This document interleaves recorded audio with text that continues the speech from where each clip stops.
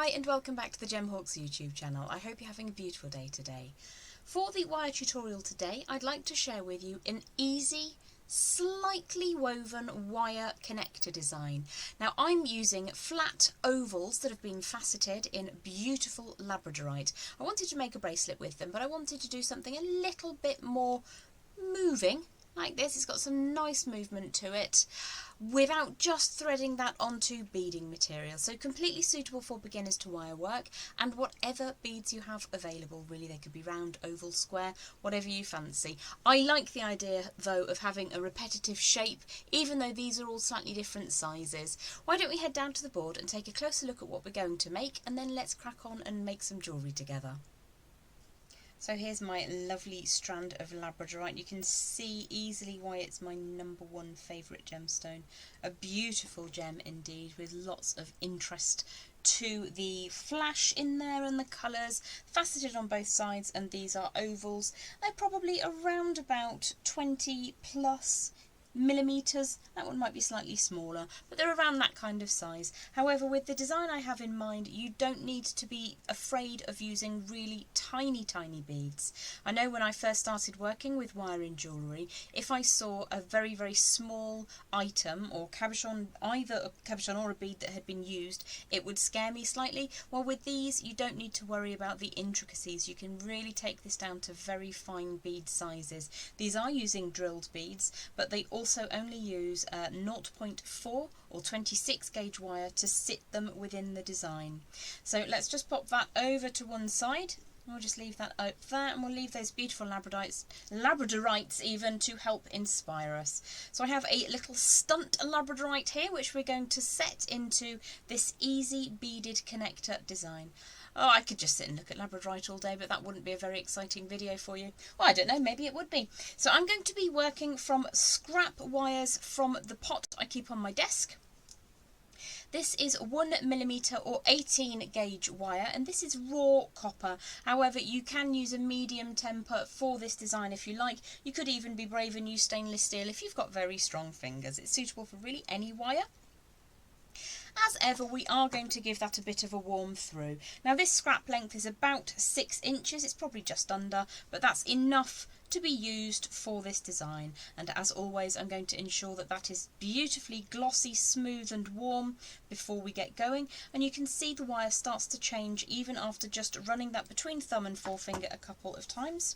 I will also just check to make sure both of those ends have been cut with the flush side of those semi-flush cutters, just to make sure that there are no jagged bits that I can't later trim away.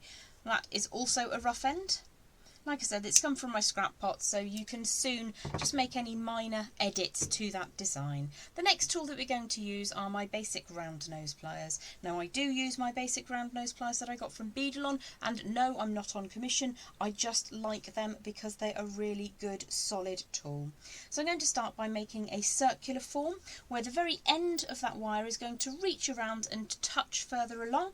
It can be slightly larger than you would normally start a coil, because I want to be able to see inside that central loop shape. So I've just rotated those round nose pliers around, and you can see that end section isn't quite touching. So what we're going to do is just push that gently until the very cut end of the wire sits against the swooshing arc that we've made on that form. So I'm going to give that a very quick squish between the flat faces of my bent chain nose pliers. Now these ones I've had for about 12 years, and the name of the manufacturer has long since worn away. I have no idea. However, I can recommend the Beaded variation, which I have in my other room. So I've just squished the wire here, and that's to harden that nice circular form so that it stays good and solid. What I'm going to do now is just very gently coerce the next section of that pre-warmed wire to start smoothing away. Now we're not really adding a huge amount, we're not creating a second rotation around that central shape.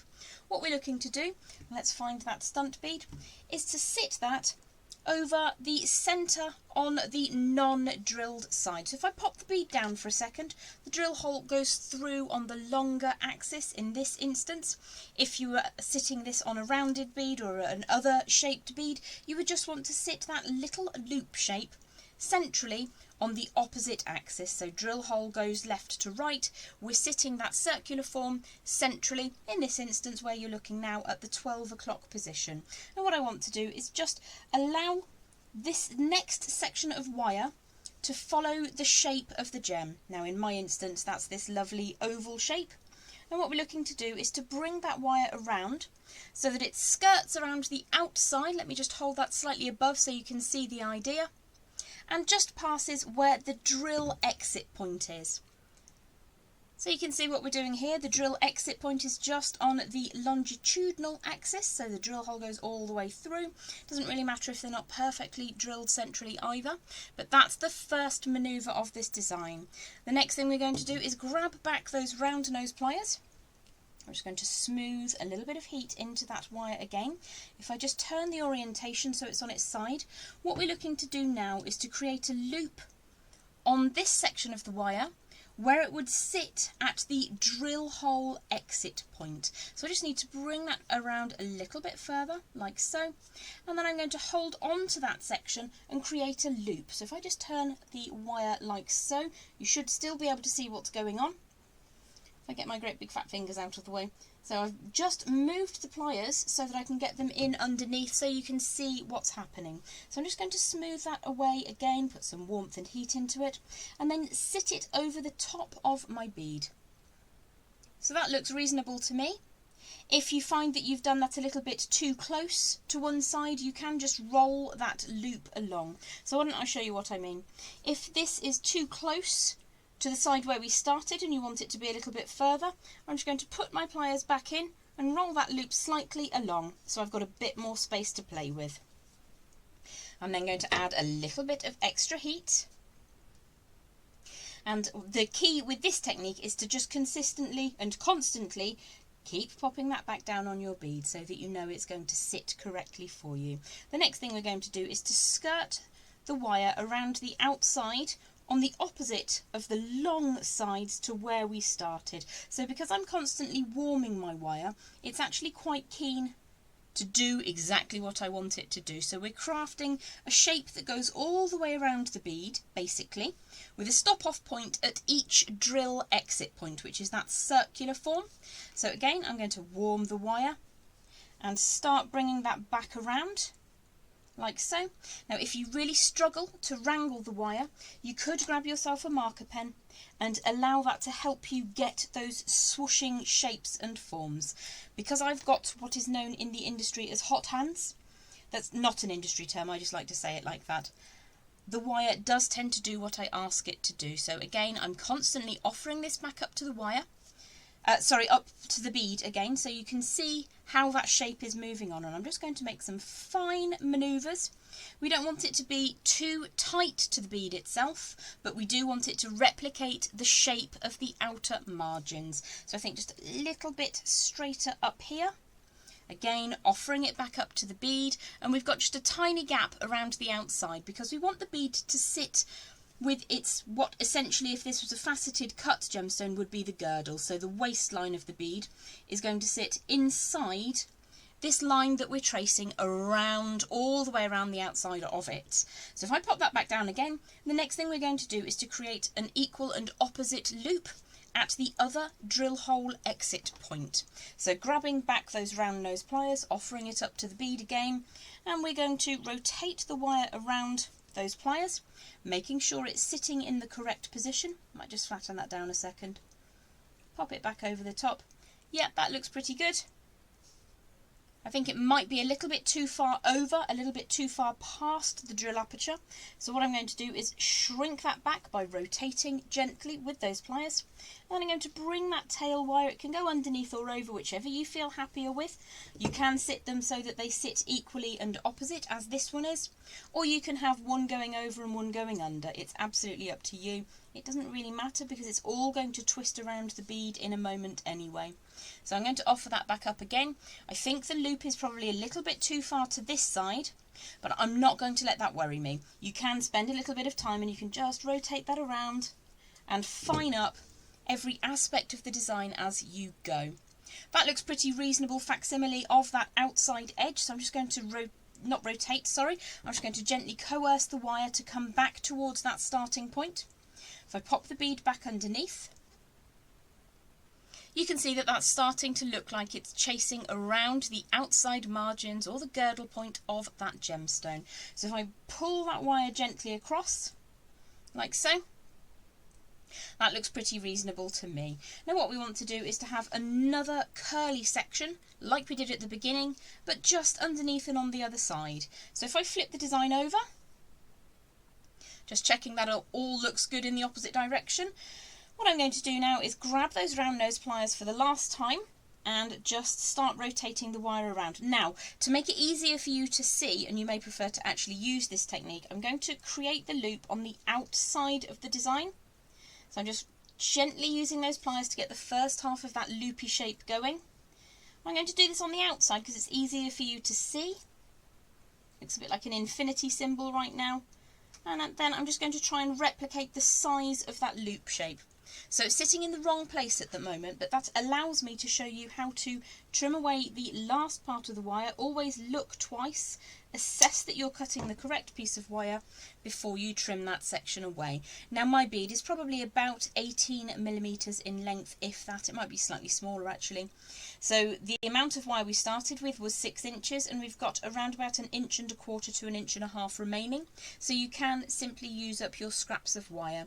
Now with the short design that I have as an example here, I've actually used brass coloured jump rings just to hold those pieces together, to give you a suggestion of how you could use these connectors. Now obviously you can do little rosary links in between, or you can have just one at the bottom of an earring with a tiny dangle off the bottom, or a charm or something. Infinite possibilities with this as a base technique design. So what I want to do now is just invert this loop so that it sits just nestled underneath. Scooch that up out of the way for a second, but before I do anything I'm going to squish this loop flat, and what I'm doing here is I'm making sure that I'm squishing the loop section but not the inside just here, because in a second I'm going to bend that wire over and put this ending loop, there's our starting loop, a connector loop, all the way around, another connector loop, and then back to a finishing loop. What I want to do now is just flip this over like so, so that it sits on the other side of the gemstone.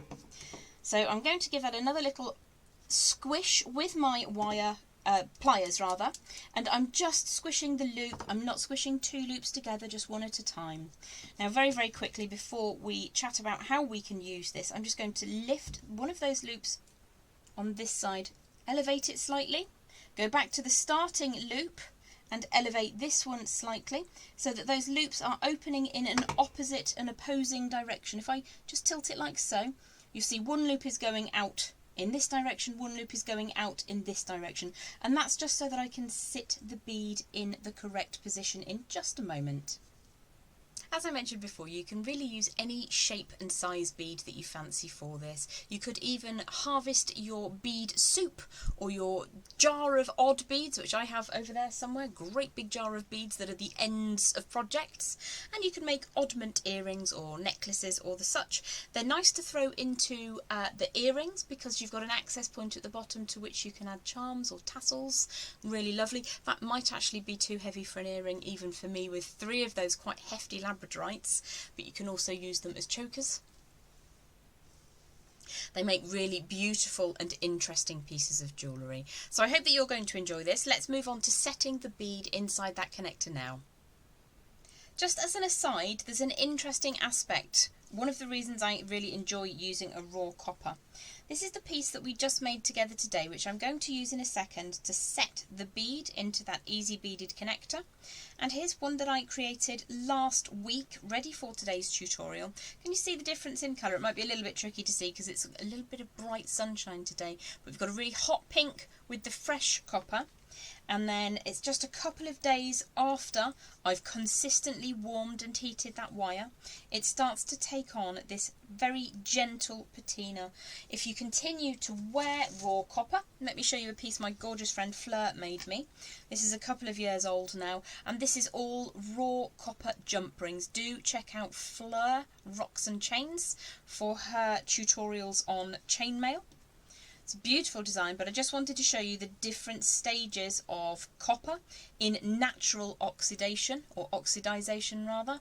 You can also use a patina agent such as liver of sulfur. Anyway, that's just a bit of an aside, and it's, like I say, it's one of the reasons I really love working with copper, because it has its own kind of sense of personality. So just before we headed back up to chat about what you can use this connector for, I just showed you how to elevate those loops slightly, one going in one direction, one going in the other direction. That's really because my bead that I'm using is quite chubby. If you're working with a very, very flat disc bead, you only need to elevate those ever so slightly, and if you're working with a full round, a 3D round bead, you might need to pull those out slightly further. Just allow the bead to tell you how that needs to sit. So let's just pop that back out for a moment. I also have now, from the scrap pot, and this is already slightly darker because it's been sat there for a week, some 0.4mm or 26 gauge wire. Now you really can use up those little scraps of wire for this technique, and what we're going to do is just weave those two ends together to add a little bit of strength to the design, and that's just in case you catch the piece. It's much less likely to come apart if you have this additional strength. So I am going to just use a very, very basic 3 and 3. It's a figure of 8 weave or a basket weave, and I'm going to just free off a couple of inches of wire. The overall length of my scrap is about 10 inches. It's a bit ratty at this end, so we'll start at the good end, and I've got about 3 inches of wire I'm working with right now, and I'm going to run that 3 times around one of those ends, and I'm just starting inside just past where that loop commences, and I'm going to take that tail of wire down between those two ends of wire. I'm just going to pass that up the other side. So it's a basic 3 and 3 weave. So I've woven, or I've wrapped 3 times around one side of the wire. It's travelling down the centre between those two positions, and then I'm going to wrap it 3 times around the other wire. And the key with a 3 and 3 weave is that you're swapping when you go from one heavy to the other heavy wire. So over the top, down, and then underneath. So I'm going to bring the tail around and just pull that nice and tight 3 times. I'm also going to show you a leading edge technique where you push the wire through like so. So we've got 3 wraps on either side of that wire now. And what I want to do is just get those nice and tight. You don't need very many to make it worthwhile. Now when you get up towards the loop on the other side, what you may need to do is start wrapping inside that loop just a little bit. So let's pull the tail, so we've come over the top here, down underneath and up inside the loop on this side. So I'm going to wrap now inside that loop 3 times and then trim off at the end, because you don't need a huge amount of weaving to make this nice and strong. Let's see what that looks like and push that along. I might go for another 3 on the other side actually, just to make sure that that's secure. We just need a couple of passes of wire, so that's 1 wrap, 2 wraps, and then the 3rd wrap. Now what I'm going to do here, because I'm working with labradorite, which is a reasonably strong bead, what I want to do is trim that wire away inside the design. So the cut end, although we are going to smooth it, will sit against that bead and won't be able to attack your skin or hair or clothes or scarves or anything. Now on the other end, we may have got an opportunity to do 1 more set of wraps inside the loop on the other side. So I'm going to pull that wire up and through. What I might do is just tuck that end into a bit of a hook shape so that I can get that first one through. You've got to do what makes your life easy, and if that is using pliers, then use those pliers. What I might do, because it's a hugely long piece of wire for this design, we probably only used a couple of inches in the end. That bit's got on the floor, by the way. I must pick that up before the dogs come in. That's 1 wrap around inside the loop, and then we're going to use those pliers to get that inside the next section, and then just pull that through with the pliers on the other side. I'm getting to that stage in my life where I might need close glasses. Uh-oh. Let's turn that so that the coils sit neatly, and then I've got that 3rd wrap. So to make this sit inside the loop, that's the aim. So I'm going to trim that just a tiny amount past the end and just push that gently down inside the loop. All the while I'm being very delicate and I'm not destroying the shape that we created so that that fits around the bead. What we're doing is just weaving those two ends together, and you may need to just push that slightly so that it hugs the bead. Now, it might seem like a good idea to do a cabochon in this style, but it's not. That's why we're using beads, so we can be belt and braces. We've got a couple of weaves on either side up at the ends here, the end and the beginning. They're now neatly tied together. You can see a sticking up bit and it's going to annoy me if I don't fix it. So let's pop that bead back out, take that end section and make sure that that sits neatly down inside the design. If you don't do it now, you'll regret it. It'll annoy you later. And if you sell it and it catches on clothes and comes apart, then that's a bit of a problem. We're always trying to make things last for a very long time. Let's put that bead back in and see what it looks like. Overall, I'm quite happy with that for a demonstration piece. You can obviously take a little bit more time and make the shape fit the girdle of that bead a little bit more neatly. So for the last section of the tutorial, I'm going to show you how to set that bead inside the connector and then leave it up to your collective creativity to find ways in which you can use these connectors. Like I said, you can just pop one into your bits and pieces necklaces. I really enjoy making a great big long length showy necklace, generally using the rosary linking design, and I'll pop that as a video link in a second. But you can just throw one of these in, it completely changes the look of your designs. Now, to set the bead into position, you're going to have a bead that's quite snuggled inside a design. It shouldn't be at a massive amount of risk. However, my advice to you would be to use the heaviest gauge of wire that you can fit through your drill aperture. So let's pop that bead back out and slide this scrap of wire through. Now, the scrap of wire I'm using is the same as I was using earlier, which is 0.4mm or 26 gauge, but if you can use a heavier wire at this part of the tutorial, it's really useful if you do. So let's just slide that bead back into position and see what that looks like. There we go, that sits quite nicely and neatly. So what we're looking to do is to take our first end of wire and post it through one of those loops that we created earlier. Now, I'm using a scrap of wire, so it's got a little bit firm there. Hopefully you'll be using a slightly less ragged piece. I've worked that one quite hard. I'm quite thrifty with my wire. Now what we need to do is rotate that a good 6 or 7 times around that connector frame that we created. So that's once. What I might do is take that through the actual connector loop a second time. As long as my wire doesn't snap, we'll all be good. And let's pull that nice and tight. So I've got 2 loops of wire around the frame inside the connector loop, and then I'm going to finish up another probably 5 times around this end, pulling that nice and tight so there's no looseness or bagginess. That in wire work is an area which may cause weakness in your design. So the fewer beginning and end points you have, wherever possible, just using a single length of wire if you can is helpful. The fewer end points you have, the less likelihood there is of things getting snagged and coming undone. So that's 2 loops through the looped section and then another 5 loops around the main frame. So I'm going to trim that just past the end of that frame, and then I'm going to use my finer tipped bent chain nose pliers to tuck that tail so that it finishes up inside the framework.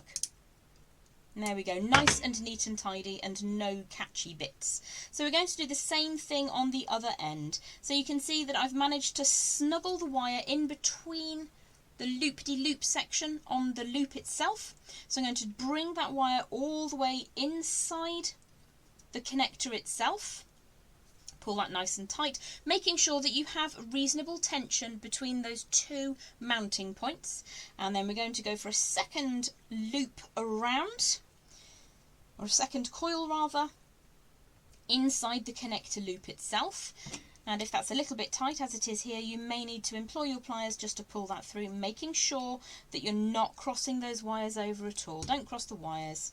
It didn't work in Ghostbusters out very well, so don't cross the wires here either. So 5 wraps around that frame wire at this end as well, and we will be good to go. If it's a little bit tight, you can just elevate the bead slightly, and you can always re-sight that in just a moment. So that's 1 turn. I could speed this bit up, but it's only going to be a couple of seconds. 2, And again, I am working with scraps of wire that have been sitting around. They've been abused a little bit, so your 0.4 or 26 gauge wire, if it's fresh off the reel, should be slightly more cooperative for you. Mine is just a little bit annoyed at having to be so very thrifty. So we've done our 4 wraps. This is our 5th wrap using the correct side of your semi-flush cutter, so you get a flush cut. What we're going to do then is take that tiny end bit and just tuck it inside the frame. The less likely it is to catch on something, the more likely your jewellery is that it will last. So then we would just ensure that everything is neat and tidy, do a little bit of a test, give it a shake, make sure that you're happy with all of that, and then you can attach it into your design. They do work beautifully as connectors in necklaces, bracelets. You can even just go for chain on either side. Got some chain just here. So something like that with chain from either side would make quite a nice little bracelet with not a huge amount of cost or time involved at all. Well, thanks very much for hanging out with me and making jewellery today. I've just popped those 3 connected connectors with a little bit of chain and a nice fancy clasp at the back there to make a super simple bracelet. You could just have one, or you could have a whole piece made of these easy beaded connectors. Have yourself a beautiful day. I'll be back again next week with some more wire jewellery. Take care. Bye.